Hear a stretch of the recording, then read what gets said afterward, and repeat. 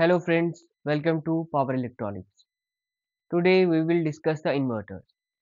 So basically inverters that converts DC power into AC power at desired output voltage and frequency is called as an inverter. So what happens, DC power is basically stored in batteries. So when it is stored in the battery, we have to again convert into the AC power. So by the use of inverters, we can convert it to AC power because our home appliances or equipments are designed for AC. It is not designed for DC. Our sockets, our switch pins, they are designed for AC power. So we need a conversion. But condition here is that desired output voltage and frequency. So what we require that's 230 volt in our household or 220 volts. That is why, and the frequency should be at 50 hertz. So it should be at desired output voltage and the frequency. Also, some of the applications of the inverters are it has adjustable speed AC drives, induction heating, AC power supplies, UPS and HVDC system. For example, in the aircrafts, we required a huge batteries so that our critical equipment or avionics need supplies, continuous supplies. So we use a batteries and to convert it into the AC. And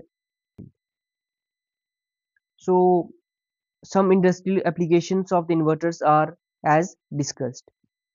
So the inverter is obtained from an existing power supply network. For example, we have a kind of battery that provide the supply.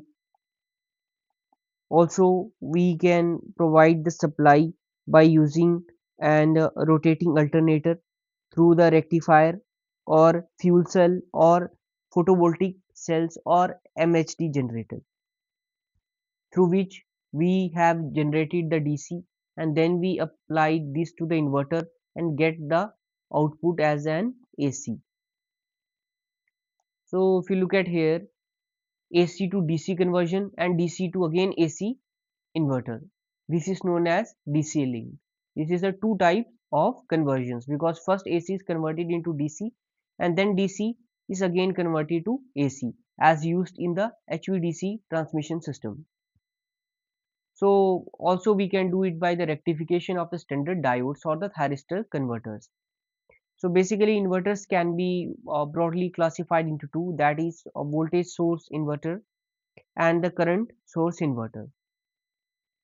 So as you can see that DC source has, in the voltage source inverter, DC source has small or negligible impedance, but in the current source it has the adjustable current high internal impedance.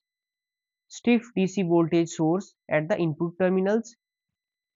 In the current source it has stiff DC current source. The thyristors. So basically it requires a forced commutation. It is not a self commutation process, it is forced commutation process. Also the load commutation we are not able to use here because the system is under damped. It is system is under damped.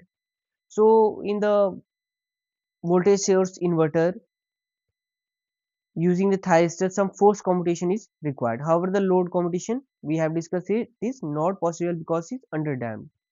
In voltage source inverters, GTO switching is achieved by applying a negative gate pulse. So by giving a negative gate pulse here, the voltage source GTOs can be switched off. Voltage source inverters using the like BJTs, transistors, P MOSFET, IGBTs can turned out by giving the current below the base current or also increasing the base current, and this is known as self commutation because we do not require any kind of circuitry here. We can just make the base current below the level so that it stops working. So self commutation inverters using GTOs and transistors do not require additional circuitry as they needed in the thyristor inverter. This reduces the complexity and the cost of self commutated inverter circuits.